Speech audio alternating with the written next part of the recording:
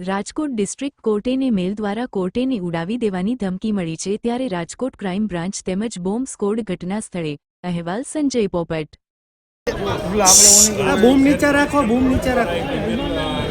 Control રૂમને એક email મળે જેમાં લખેલું હતું કે સેશનકોટ લાઈવ બિલ્ડિંગને બોમ્બ દ્વારા ઉડાવી સંદેશ નીચે રાખો, મોઢામાં વયું ગયું। હા નીચે રાખ। ડીડીએસ એસઓજી તેમજ કોની પાસે સંદેશ નું મારી પાસે છે ભાઈ।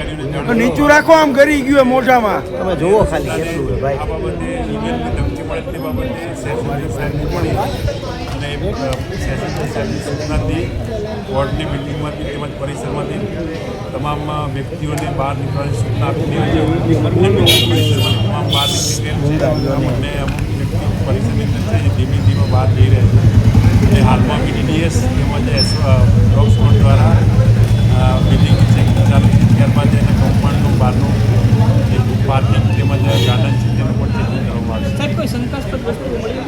ના, હાલમાં હજી તો ચેકિંગ ચાલુ છે। ચેકિંગ પૂરું થયા બાદ ટોટલી ખ્યાલ આવે। સાહેબ ઈમેલમાં શું લખવામાં આવ્યું છે? ઈમેલે સવારે આવ્યો લગભગ 11 વાગે મને ફોન મળેલો કંટ્રોલ રૂમ દ્વારા મને ફોન કરવામાં આવ્યો તેના અહીંયા આવી ત્યાં જાણ સાહેબ શું લખેલું છે ઈમેલમાં? કાંઈ ઈમેલમાં લખેલું છે કે 1:55 વાગે બ્લાસ્ટ થશે અને એલટીટી અને વગેરે બધું લખેલું છે। આજે સવારમાં અત્યારે અડધી કલાક પહેલાં એવા સમાચાર મળ્યા અને પોલીસ રાજકોટ પોલીસ આવીને બધા અહીંયા રાખવાની ધમકી મળે છે।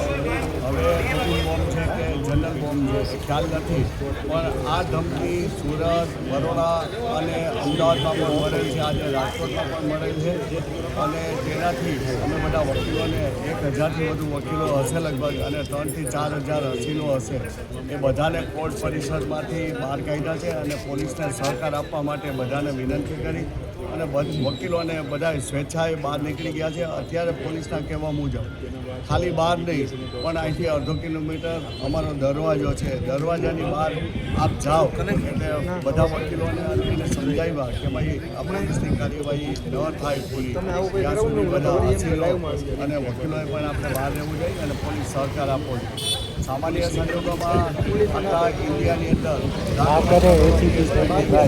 ગુજરાતની અંદર પણ લાખો કરોડો કેસ પેન્ડિંગ છે।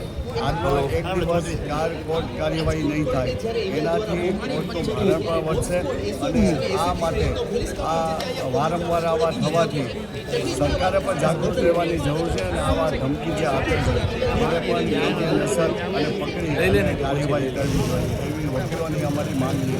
કઈ રીતે મેલ મળ્યો છે ને શું